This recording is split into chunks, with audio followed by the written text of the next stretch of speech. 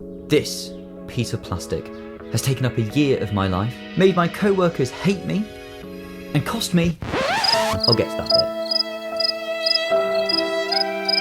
bit. Was it worth it? Absolutely not. I'm obviously joking. I can now legally fly a plane, which is the best thing ever.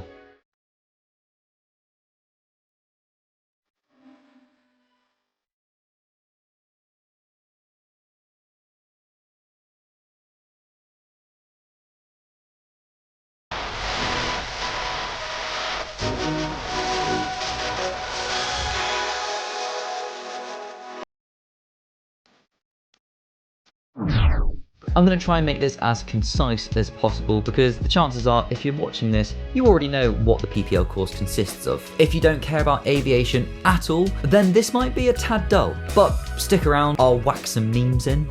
What the Sigma? Yeah, I still don't get that one. Of course, I'm not an instructor, so everything I say here and in every other video is simply my opinion and should not be used for educational purposes. I did my PPL in just under 1 year, with my first lesson being on the 17th of July 2022, and I passed my skills test on the 16th of July 2023. It took me 51 hours and 5 minutes of actual flying time. I'm going to do this video in 2 parts because when I was prepping for this, I realised there's quite a lot to it. So the second part's going to be about my financing of the course, and I'm going to put a breakdown of exactly how much I spent and on what. And this first part is a bit of a course overview and some tips that I've picked up along the way. And stick around till the end because I've got one of the best tips that helped me save a lot of money. So to get your PPL, Class 2 medical, 9 ground exams, flight radio telepathy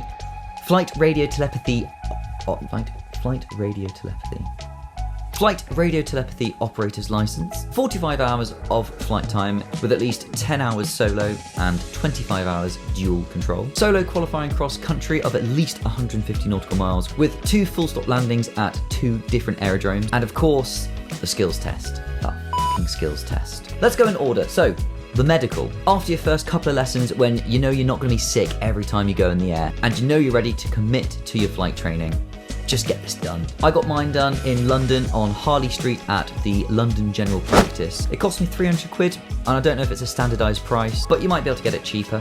Maybe like a botched circumcision I got ripped off. You want to get this out of the way because you need it to go solo, and you don't want to get to 15, 20 hours in and not have it, be ready to go solo, and then you've got to wait to do it. And of course, if there's an issue which means you can't get your medical, then you'd rather know at the beginning than when you're 30 hours in. Now we have the 9 ground exams. Similar with the medical, try and knock these out as quickly as you can, whilst obviously retaining the information because it will probably save your life at some point. I was held up slightly because I didn't get my arse into gear smashing these out. I focused too much on the hours in the air, but flying schools will require you to complete a certain combination of exams before any milestones like flying solo for the first time. For example, at my flying school, you needed to complete air law, operational procedures, and human performance before they let you go solo. A quick few bits about each exam. I'm going to go in the order that I took them, which I found quite a nice progression because some of them are quite similar, so you might want to do those at the same time. Also, you're going to get sick of hearing me say this, but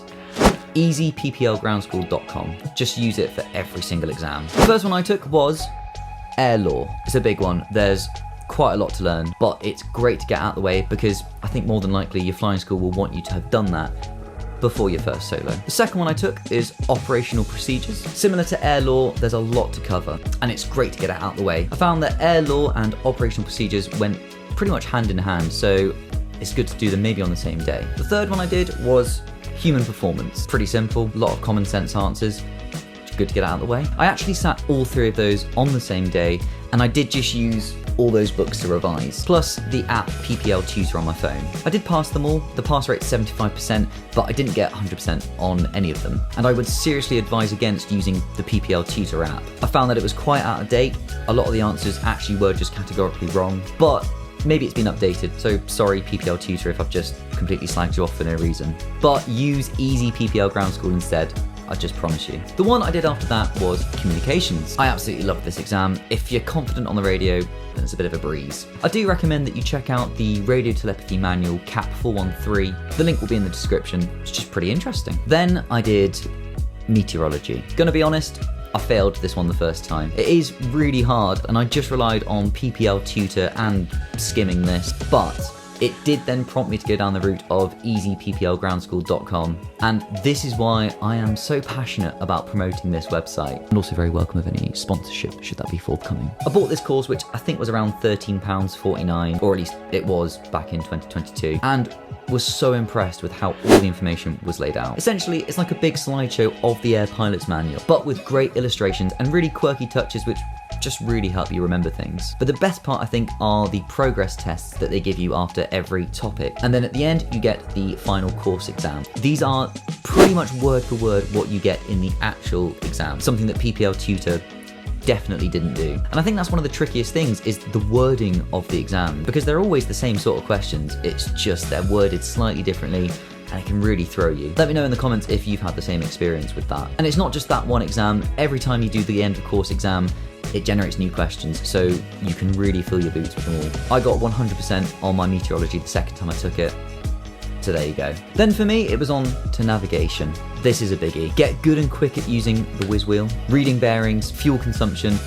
There's a lot. Again, Easy PPL is just brilliant for this. It takes this wealth of information and breaks it down into really manageable chunks. As I said, some of these exams go quite well together, and I found that the next one to do for me was flight planning and performance. Not really much to add with it, just get on it with easypplgroundschool.com. It just makes it all so easy to understand, and it will help you pass it straight away. I think if I remember correctly, this exam is pretty stressful because doing the workings out actually does take up quite a lot of time. So you really do need to be on it with your timings. I'm pretty sure I ran out of time, or like I was very, very close to running out.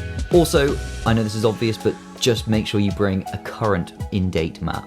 I didn't bring a current map, and I'd also cut mine to fit my training area, and the question referenced somewhere in Cornwall. Now, I fly from Red Hill, so my map didn't have that on. And yes, ever since then, any new map I've got, I've folded it properly. Anyway, I would have been completely screwed if my flight school hadn't provided me with a map that had Cornwall on. However, that map was also out of date, and the question referenced a very new mast that wasn't on there. Anyway, past that one, definitely thanks to Easy PPL Ground School. And that brought me on to Principles of Flight, easypplgroundschool.com. That's all I have to say for this. There's a fair amount to learn, and of course it's all really important because it's all about how the metal box that we sit in gets up and down safely. So yeah, an important one, but it is a blessed relief for me after the flight planning and performance and the navigation. And the last one I did, which is also in this yellow book, is Aircraft General. This exam isn't the hardest, but again, it's pretty interesting, and Easy PPL Ground School, I still used it and it was great. It's first solo after the Air Law,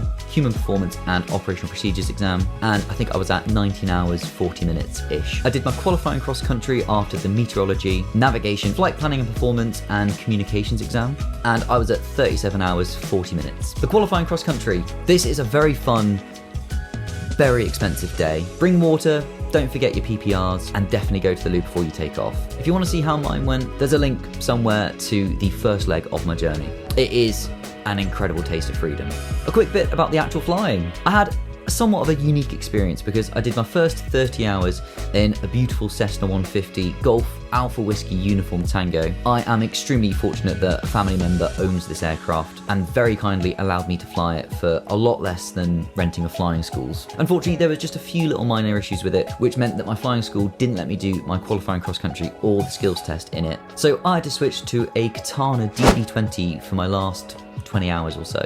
It wasn't too much of a setback despite having gone solo in the 150, but it was really interesting getting used to a low wing aircraft, having things like a fuel pump, a joystick instead of a yoke, and of course the prop control, which took me a bit of time to get used to. But of course, the thing that hit me the most was the cost. Of course, finding the right instructor is a huge deal, and I've got to give a big shout out to Jonathan, who is my instructor. Not only is he a wonderful instructor, but he is a really good friend of mine. I mean, I spent quite a few hours cramped into a little Cessna 150 with him, so I had to like him, I guess. I know there's quite a few videos out there about how to choose the right instructor, so if you want one of those, let me know and I'll make one. Now, the Flight Radio Telepathy Operator's License, or FRITL, I think people call it. I think you can take this at any point in your training. I might be wrong, but I think you can. But I took mine just after my mock skills test. I think this is a standard thing that most flight schools do, but you take the mock skills test with your instructor before they can recommend you to the actual examiner to do your test, or something like that. Anyway, I did my radio license after my mock skills test whilst I was waiting for examiner availability. I know there are places where you can go and kind of train for this exam. But to be completely honest, I found it quite straightforward. There's a brilliant channel called Spectrum Geeks, and he does a fantastic video on this. The link's in the description. He experienced the newer version of the exam, which is apparently done on paper, but my exam was done on a computer with a moving map. I had to do mine at Biggin Hill as my flight school at Redhill doesn't do it. But yeah, it was a great experience. Go in knowing your maydays and your pan orders, although they did actually give me a cheat sheet. But yeah, I was a bit nervous for it on the day, but the examiner talked me through the whole thing, and it's not too bad. And now, the skills test. Yes, it's long, it's stressful in the build-up, it's stressful whilst you're doing it, it sucks. And truthfully, didn't go very well for me. One thing to know about this exam is that, of course, you can pass or fail, but you can also get what's called a partial pass. Now, this is pretty self-explanatory, but it's where you pass in certain aspects, but you fail one element. And this is what happened to me. I was stressing so much about the navigation side of things that I spent all of my prep time going over and over this part of the exam and just completely neglected the maneuvers. So I absolutely smashed the navigation part of the exam, which, to be fair, does take up the majority of the exam. The circuits were passable, they weren't great, and I failed the maneuvers. Now, obviously, I was super gutted about it, and if anyone's watching who has got a partial, then you know exactly the feeling. But I had one little top-up lesson with my instructor, and then a week later, I was up in the air with the examiner again, but this time for only 30 minutes, did the airwork section, got the job done. I might make a video about the actual skills test and how the navigation side works, but there are loads of videos like that on YouTube already, so let me know if you want one. Now, of course, passing the exam was very exciting, but I did have to wait a fair while for my license to actually come through. I passed on Sunday the 16th of July, sent all the paperwork off that evening, and didn't get the actual license through in the post until the 3rd of August. So to summarise, this course was a lot of effort, a lot of time, a lot of money, and I am so glad that I persevered and came out the other side.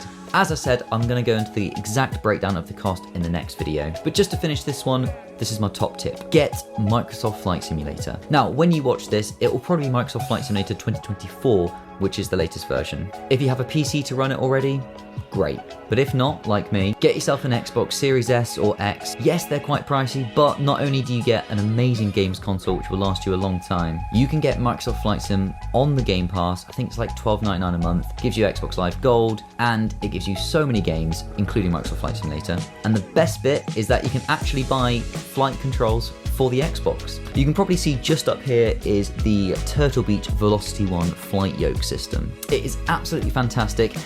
Maybe not with the physics, but just to orientate yourself with the cockpit, it's brilliant. Also up here is the Thrustmaster HOTAS 1. You probably can't see very well, but I've got the rudder pedals up there as well. And yes, whilst these are expensive, I promise you, they are going to save you money in the long run. These items, coupled with the insane detail you have in Microsoft Flight Simulator, will mean that after every lesson, you can go back, consolidate within the comfort of your own home without having to spend money being in the air. And for example, when I was flying the Cessna 150, the 152, which comes with Microsoft Flight Simulator, was super similar, and you could simulate things like engine failures, circuit patterns, all the stall speeds and everything was pretty similar. It was just brilliant. Just take a look at how realistic Redhill looks. Of course I bought the DLC for this. I'm planning on making some Flight Simulator content here on YouTube, but I do have quite a bit that I did a couple of years ago when I was doing my PPL. Some of it's a bit cringe, but it's good fun. Head over to my TikTok. There's some really fun videos on there actually. Anyway, I truly believe that without Microsoft Flight Simulator, I probably would have taken at least 60+ hours to pass. So I'm pretty sure I saved a lot of money by playing video games. Yes, of course it's not an actual substitute for flying, but it's pretty damn good once you get all the hardware. Thank you so much for watching, bit of a long one, but this wraps up the overview for part 1. The link for part 2 will be somewhere around here. And if you found this helpful, entertaining, you hated it, then consider subscribing, hitting like, maybe a comment, maybe a share, all that good stuff.